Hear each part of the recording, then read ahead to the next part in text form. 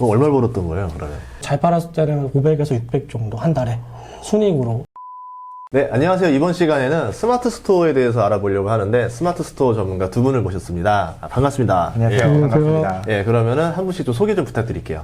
네, 안녕하세요. 그 스마트 스토어 운영하고 스마트 스토어 컨설팅도 하고 유튜브도 하고 있는 일평사장 유현승이라고 합니다. 네, 안녕하세요. 마케팅업에 종사하면서 스마트 스토어 강의 및 컨설팅을 진행하고 있는 도야 교수라고 합니다. 그러면은 스마트 스토어를 직접 운영하시는 것은 어떤 것들을 팔고 계세요?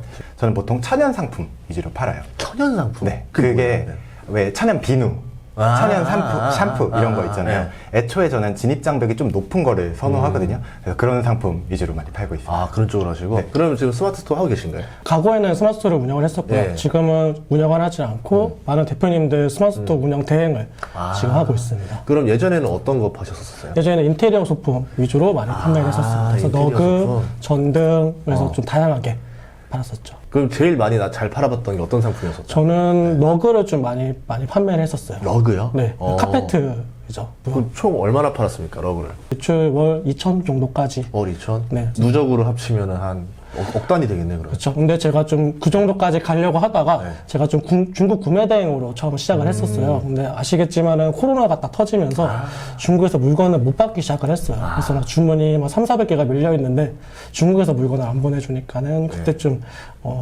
딱 매출이 막 올라가려고 잘 되려고 할 때 좀 딱 안 되는 경우가 있었습니다. 그러면 팔아보신 물건 중에서 제일 많이 판매가 된 최대 베스트셀러는 어떤 건가요? 비누 샴푸라고 있거든요. 예. 비누바라고 하는데 그게 가장 많이 팔아요. 얼마까지, 매출이 얼마 나왔어요, 누적으로? 누적으로 치면 당연히 억 단위는 넘었습니다. 제가 좀 도와드리는 대표님 같은 경우도 떡으로만 월 매출 1억 정도 계속 나오시는 분도 많이 계시고요. 기본적으로 제가 대행을 도와드리는 분들은 좀 빅파워 등급이라는 게 있거든요. 그래서 월 매출 한 4천에서 5천 정도 하시는 분들을 계속 제가 지금 대행해 드리고 있습니다. 비누 샴푸를 1억치 판다라고만 하더라도 몇 개를 팔아야 되는 거예요? 이게 어마어마한 거잖아요, 개수로 치면. 맞아요. 스마트 스토어를 그러면은 사람들이 때려치는 이유는 뭐예요? 저는 보통 말씀을 드리는 게 시간, 자본, 통찰력 이 세 개가 가장 중요한데 대표님들이 보통 그 세 가지 중에서 자신의 장점을 잘 모르세요.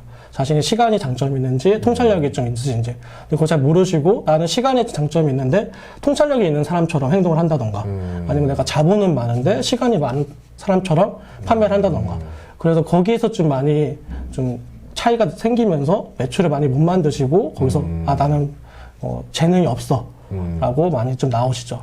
어떻게 생각하세요? 제 생각에도 뭐 이런 것도 비슷하고요. 근데 진입이 너무 쉬운 것 같아요. 스마트 스토어를 사실 우리가 맘만 먹으면 지금도 열 수 있잖아요. 근데 그만큼 내가 투자하는 비용이 없으니까 그냥 쉽게 나와버리는 것 같아요. 예를 들어서 우리가 뭐 시장에 순댓국집을 열었는데 그거 안 되네 하고 다음날 빠질 리가 없잖아요. 네. 그래서 진입이 너무 쉬우니까 그만큼 나오는 것 같은데요. 만약 우리가 진짜 내가 오프라인으로 시장에 순댓국을 열었다라는 열정으로 하면요. 뭐 쉽다라고 말씀은 못 드리겠지만 해볼만 하다라고는 말씀드릴 수 그러니까 있을 것 결국 스마트 스토어를 진입하는 마음 자체가 맞아요. 어떻게 보면 그냥 가볍게 들어왔다 가볍게 나가버리니까 딱 그건 것 같아요. 그래서 어떻게 보면 폐업률도 높은 편이다. 저는 그 이유가 되게 크다고 생각해요. 그래도 스마트 스토어를 해야 되는 장점이 좀 있나요? 초기 자본도 안 들고 근데 안 드는 대신 내가 열정만 많이 투자한다면은 막 1,000만 원, 이렇게 번다고는 말씀 못 드리겠지만 그래도 한 달에 50만 원, 100만 원씩은 더 가져갈 수 있는 매력이 있다고 생각합니다. 한 달에 50만 원, 100만 원 정도. 정도는 네.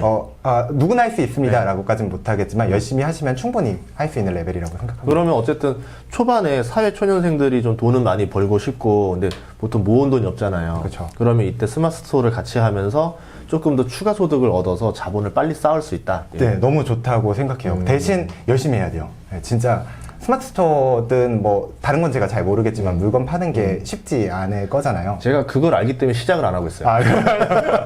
열심히 해야 돼요. 저 쉬운 게 아니거든요, 이거. 네, 맞아요. 제가 가끔 컨설팅 하다 보면 그거 힘들잖아요. 그러면 좀 힘드세요 그래요. 네, 진짜 몇 개월 죽었다 생각하고 공부하시고 해보시라고 하거든요. 제가 봤을 때는 요즘 많이 부업으로나 재테크로 되게 많은 것들 많이 하시잖아요. 근데 보통 주식이나 부동산 같은 경우는 제가 아까 말씀드린 뭐 자금, 시간, 통찰력 세 개가 다 필요하다고 저는 생각이 듭니다. 근데 스마트 스토어는 세 개 중에 하나만 있어도 내가 시간이 많다던가 아니면 좀 통찰력이 있다던가 자금 그 하나만 있어도 좀 쉽게 진입할 수 있기 때문에 저는 누구나 다 쉽게 진입하고 저는 아직도 블루오션이라고 생각을 하고 있습니다. 누구나 블루오션이다.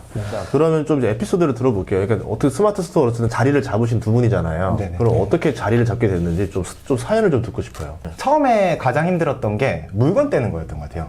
그러니까 기술적인 거는 인터넷 강의 같은 거에서 보고 아 오케이 나 좀 하는 사람이다라고 알 수 있었는데 물건을 어디서 떼와야 될지 모르겠더라고요. 그래서 제가 했던 게 제가 좀 진입장벽이 높은 물건을 팔려고 해요. 네. 그러니까 클릭 몇 번으로 도매 사이트에서 딱 가져올 수 있는 도매국. 거는 도매국 같은 데서 가져올 수 있는 거는 네.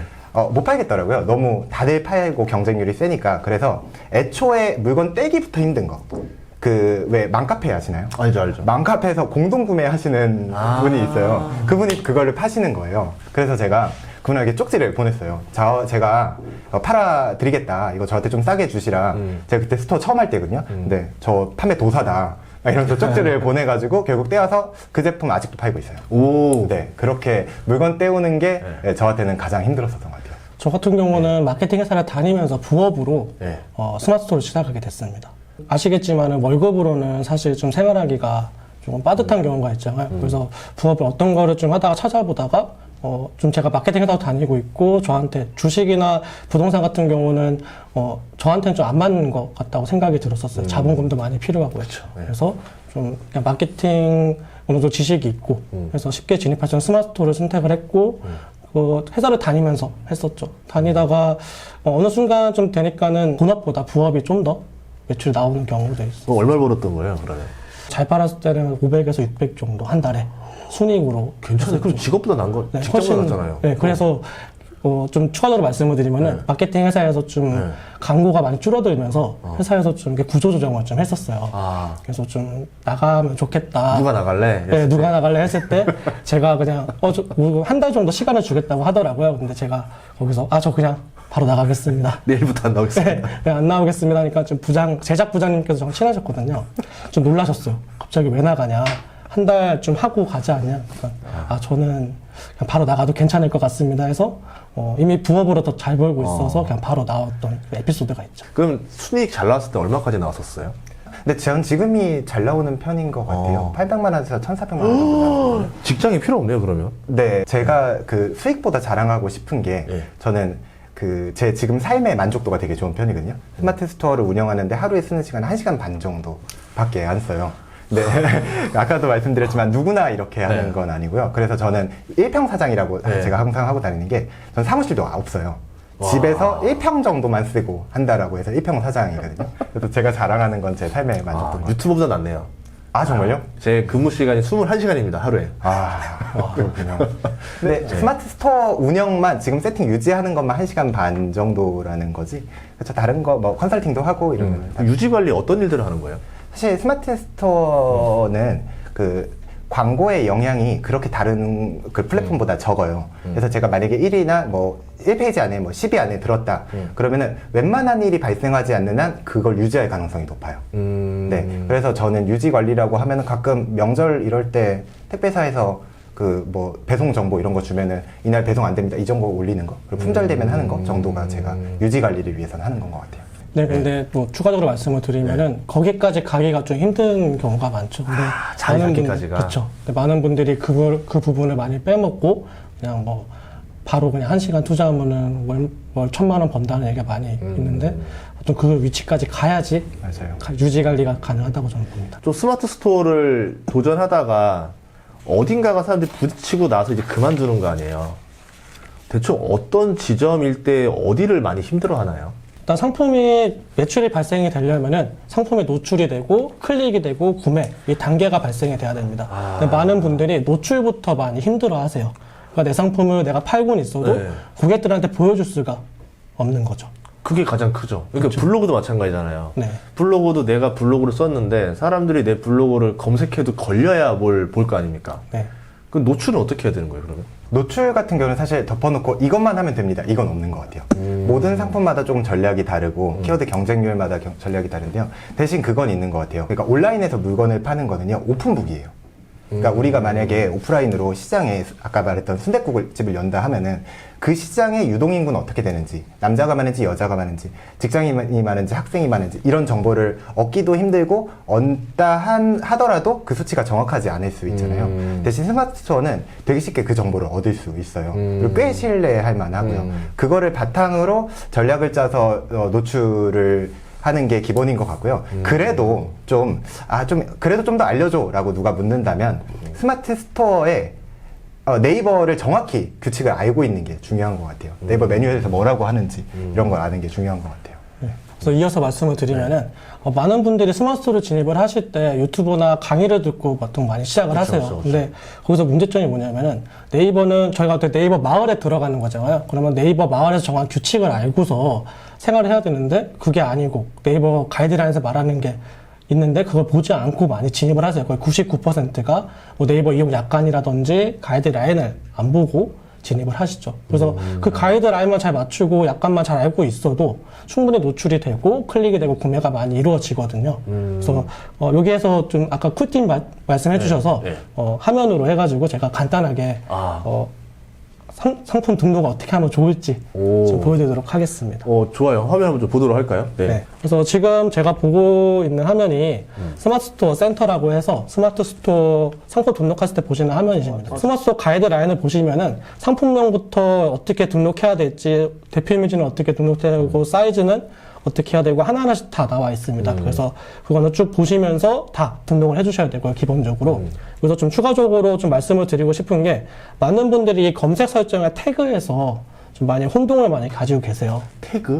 네. 예. 그래서 뭐 블로그나 인스타그램 보면은 검색할 때 내가 어떤 키워드로 노출하고 싶을 때 태그를 많이 사용하잖아요. 근데 스마트 스토어는 그 부분보다도 내 상품이 좀 제대로 등록이 되면서 상위 노출 될 때 좀 태그를 많이 제대로 적용해 주시는 게 좋아요. 근데 여기서 한 가지 좀, 문제점이라고 해야 되나요? 좀 아쉬운 게 뭐냐면은 가이드라인을 보더라도 태그에서는 자세한 설명이 좀 안 나와 있습니다. 그냥 뭐 어떻게 등록해라, 네. 뭐 감성적인 태그를 써라, 그냥 간단하면 쓰고 있지. 감성적인 태그를 써요.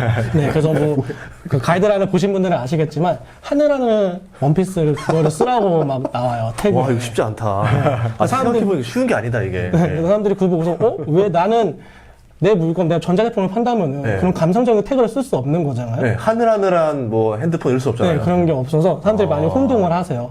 근데 사실 그 부분이, 사실 문서가 있습니다. 네이버에서 가지고 있는 대비 문서가 있거든요. 그래서 제가 잠시, 다 보여드리기는 좀 그렇고, 잠시 좀 보여드리면은 태그가, 가이드라인은 없고 이거는 따로 대비 문서에 있는 내용을 제가 캡처해서 가져온 내용입니다. 이게 기본 태그라고 해서 속성이 이게 뭐 단위, 무늬, 색상, 성분, 소재 그래서 나눠져 있고 여기에서 제가 하나하나씩 등록을 했을 때 점수를 받고 상위 노출이 되는데 보통 많은 분들이 그거를 잘 모르시고 그냥 내가 원하는 키워드를 뭐 편리한 컵, 뭐 사계절, 뭐 20대 여성 하고 내가 원하는 키워드를 넣는데요. 그렇게 하시면은 사실 상위 노출 될 때 점수를 좀 많이 받지를 못하죠. 그래서 지금 제가 보여드린 이 태그 유형 여기에 맞춰 있는 걸 하나하나씩 맞췄을 때 상위 노출이 좀 더 잘 되고 이걸 알고 있는 분들만 아무래도 다른 경쟁사들보다도 좀 더 매출이 더 올라갈 확률이 높죠. 그러니까 한마디로 이 채점 기준이라는 게 존재한다라는 거네요. 그렇죠. 그거에 따라서 이게 내가 다 채우게 되면은 너는 기준 거의 다 찼네 만점 이런 식으로. 네. 너무 정확히 말씀해 주신 네, 것 정확한 같아요. 것 진짜. 같아요. 네. 야, 그 김연아 선수라든가 이런 거 피겨 스케이팅 보면은 다 기준에 맞춰서 춤을 추잖아요. 맞아요. 네. 어느 타이밍에는 다 스핀을 돌고 착지를 어떻게 해야 되고 이런 거를 그러니까 FM대로만 잘 맞춰주면은 상위 노출이 된다. 그렇죠. 근데 그걸 우리가 모르고 그냥 감으로 찍다가 맞습니다. 노출이 안 되더라. 정확합니다. 네. 그리고 그걸 네이버에서 공개하고 있는데 말씀하신 것처럼 99%가 그걸 안 읽어. 네, 안 읽어보고 공개를 하고 있어요? 네, 방금 보여주신 것 같은 경우는 공개가 안 된. 공개가 안 된 자료지만은 기본적으로 전반적인 내용들을 다 공개를 하고 있습니다. 자, 그러면 두 번째로 어쨌든 노출은 됐다 쳐요. 근데 유튜브도 마찬가지지만 썸네일이 막 뜨면서 그 수많은 거와 경쟁을 해야 될 거 아니에요. 너도 어쨌든 뜬다 하더라도 그 카테고리 중에 하나일 거 아닙니까? 클릭을 하게 만들어야 될 거 아니에요. 비법이 있어요, 따로? 저는 덮어놓고 비교라고 생각해요. 비교 분석이라고 생각해요. 그러니까 가끔 와서 그러거든요. 대표님, 이 썸네일 쓰면은 구매할까요? 몰라요. 저도 몰라요. 올려본 다음에, A를 올려본 다음에 하루 이틀 정도 보는 거죠. 클릭률을. 그다음 B를 올려봐요. 왜 유튜버들이 이거 어그로 끈다고 하죠. 네. B로 올려봐요. 그 다음에 C로 올려봐요. 그 다음에 D로 올려봐요. 그 다음에 수치 잘 나오는 게 있을 거잖아요. 그걸로 유지를 하는 방법이에요. 그 유튜브로 지금 김작가 TV가 그렇게 하고 아, 그래요? 5개예요, 5개. 그래서 아, 네. 분 단위로 체크해요. 저랑 거의 비슷한 전략인 것 같아요. 근데 왜냐면은 그게 수치가 인터넷에 공개를 내가 이게 잘 될 것 같은데 이럴 필요가 있는 게 아니잖아요. 제가 아무리 그게 제가 조언은 드릴 수 있죠. 이거 이쁜데요? 라는 조언은 드릴 수 있죠. 근데 그게 잘 먹히냐는 우리가 클릭력으로 볼 수 있는 거니까 저는 그래서 그런 거는 되게 자신 있는 편이에요. 또 어떤 비법이 있나요? 저 같은 경우는 클릭을 잘 받는 비법보다도 클릭을 받을 수 있는 상품을 소싱해서 가져와서 그거를 판매하는 거를 많이 말씀을 드립니다. 우선 절대량이 중요하다 이거구나. 애초에 안 팔리는 놈 가져와도 소용이 없다. 잘 팔릴 거를 잘 갖다 놓고 노출을 시키면 클릭이 된다 이거네요. 네. 그래서 예를 들어서 예전에 에코백을 백화점에서 되게 5, 6만 원 주고 굉장히 잘 파시는 대표님께서 네이버 쇼핑에서 팔고 싶다고 오셨어요. 근데 네이버 쇼핑 같은 경우는 부추성 다소가 검색하는 곳이기 때문에 그렇게 비싼 상품이 아니고 보통 에코백을 제가 검색을 했을 때 10,000원에서 한 3만 원 사이대를 가장 고객들이 많이 구매를 합니다.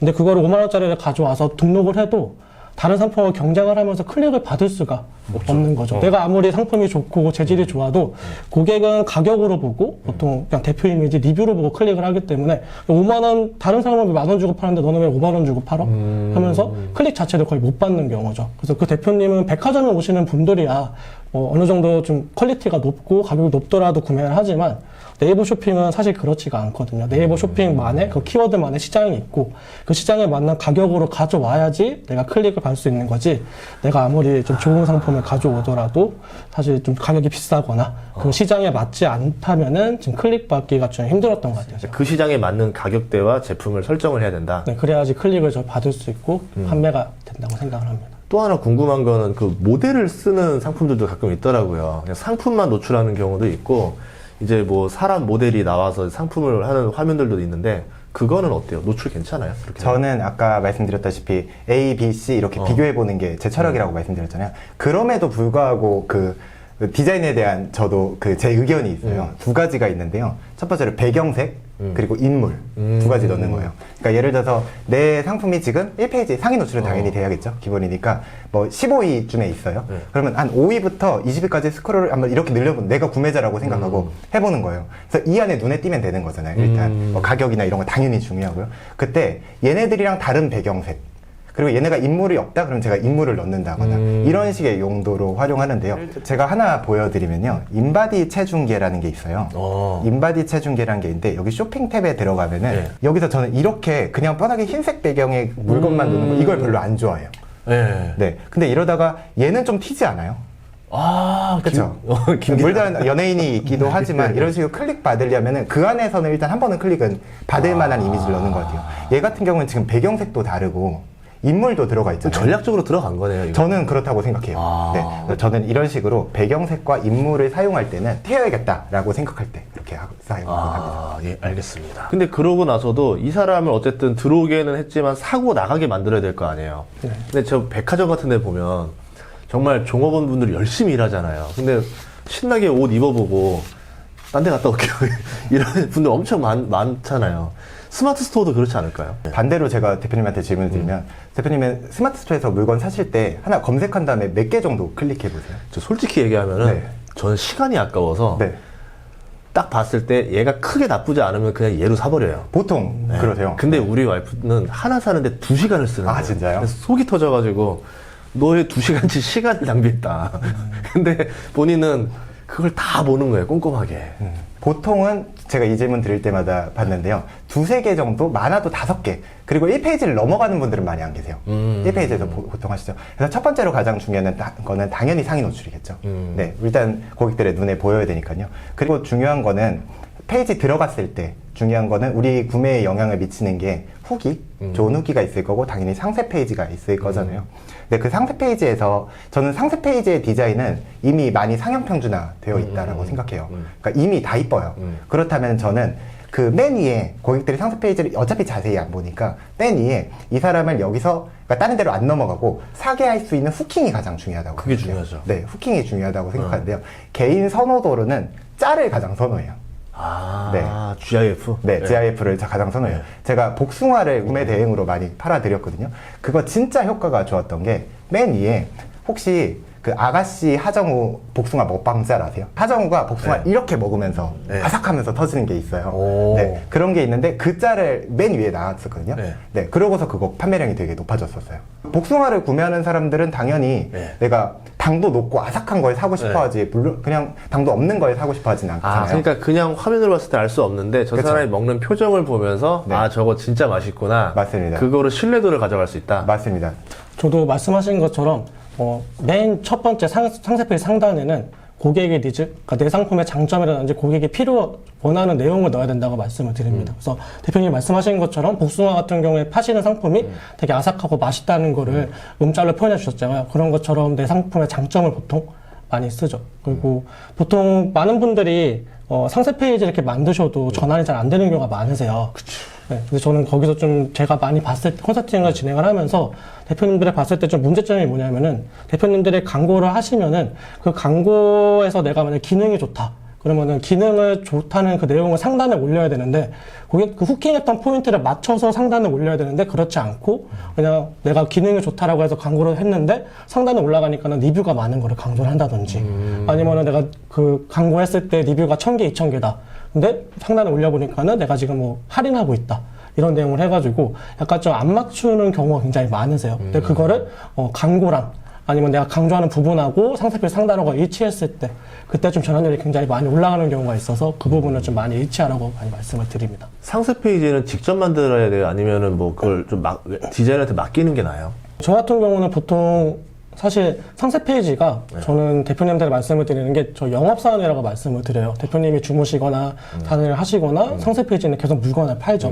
근데 그때 제가 말씀을 드리는 게 대표님의 물건을 파는 영업사원이 그냥 추리닝을 입고 팔 것인지 아니면 깔끔한 정장을 입고 팔 것인지 그거에 따라서 대표님한테 대표님이 외주를 맡겨서 진짜 고급스럽게 만들면은 대표님 상품을 깔끔한 정장을 입고 파는 영업사원이고요. 대표님께서 그냥 간단하게 뭐 미디 캔버스라든지 뭐 파워포인트라든지 그렇게 만들면은 그냥 좀 추리닝을 입고 대표님 상품을 판다. 그래서 만약에 좀 제 경험상 좀 직접 만드시는 분들은 계속 추가 비용을 계속 마음에 안 들어 하세요. 그래서 계속 돈을 계속 쓰시죠. 그래서 저는 처음 만드실 때 가능하시면은 좀 자금에 여유가 없으시면 어쩔 수 없지만은 여유가 있다면은 외주를 맡겨서 한 번에 깔끔하게 만드시는 걸 추천해 드려요. 방금 말씀한 거에서 덧붙여서 말씀드리면요.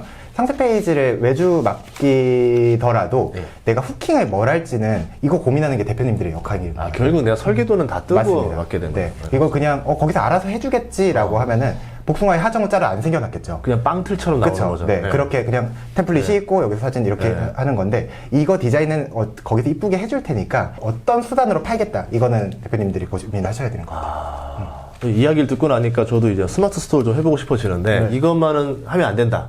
하나씩만 또 얘기해 볼까요? 저 같은 경우에는 스마트 스토어에는 진짜 많은 편법이 있어요. 등록하시는 순간부터 전화가 막 올 거예요.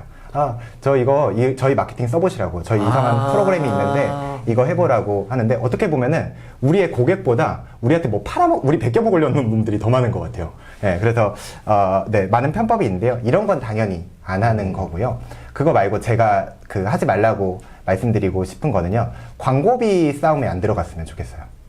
제가 광고는 진짜 자신이 있거든요. 제가 오프라인으로 학원을 운영했었는데 그때부터 광고는 진짜 변태처럼 수치에 집착해가지고 정말 10원 단위로 낮춰요. 클릭당 비용을. 원래 200원쯤 되면 저렴하다고 맞아요. 생각하거든요. 네. 근데 저는 진짜 집착해서 10원 단위로 낮춰요. 그런데도 불구하고 저는 광고비는 제로를 향하는 게 가장 합리적인 방법이라고 생각해요. 실제로 주식 투자할 때도 제가 투자 좋아하는 기업들은 광고에 돈을 거의 안 씁니다.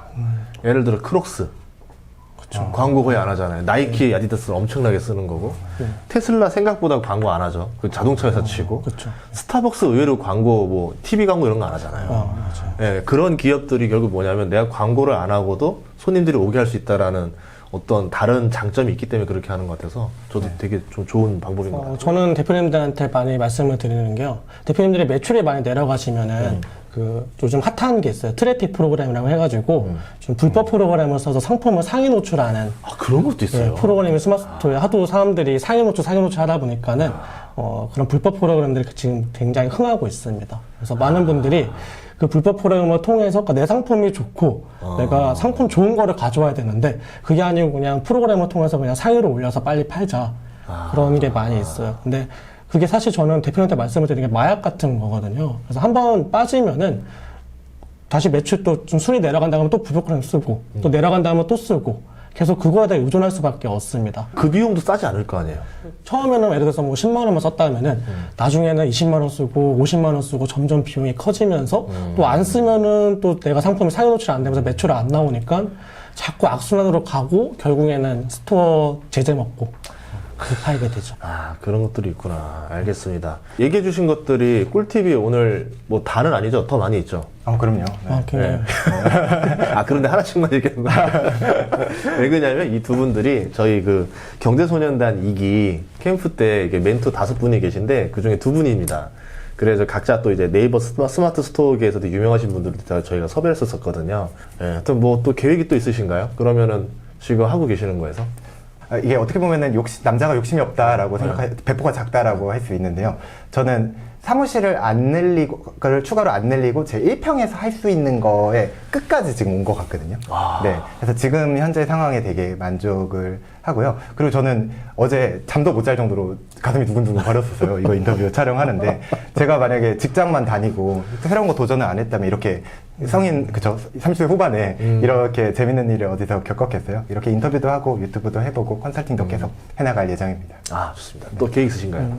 제가 좀 많은 대표님들 거의 1000분 넘게 대표님들 컨설팅을 제가 진행을 해보니까 많은 대표님들이 잘못된 정보로 유튜브나 강의를 듣고 시작하시는 분들이 많이 계시더라고요. 그래서 제가 많은 대표님들의 상한 평준화 라고 하죠. 상한 평준화를 하기 위해서 이번에 와디즈에서 좀 선택을 받아서 스마트 스토어 관련 강의를 오픈을 했습니다.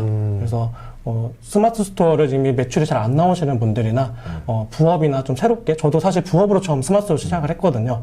근데 그때 저도 누군가가 이렇게 처음 방향을 잡아주고 좀만 도움을 했었다면은 좀 더 빠르게 성장이 됐을 거라고 생각을 해요. 그래서 그 부분을 제가 또 스마트 강의에 많이 녹였고요. 아까 제가 보여드린 것처럼 좀 대비 자료라던가 남들보다 좀 더 빠르게 매출을 만들 수 있는 강의로 구성을 해서 지금 그 강의로 많은 분들이 좀 도움을 받을 수 있도록 하는 게 지금 계획을 하고 있습니다. 아무튼 이렇게 덕분에 좀 스마트 스토어에 대해서 알게 됐는데, 아무래도 좀 주식 투자하시는 분들을 보면은 제가 많이 들었던 게 시드가 작아서 불만인 분들이 너무 많더라고요. 근데 저는 이 시드는 한 번에 크게 만들 방법은 없다. 이렇게 내가 뭐 다른 일을 통해서 차곡차곡 늘려가야 되지 않을까. 그렇게 모은 돈으로 또 투자를 하게 되면은 일적으로도 성공하고 투자로도 성공할 수 있지 않을까. 네, 이렇게 출연해 주셔서 감사합니다. 고맙습니다. 네, 감사합니다.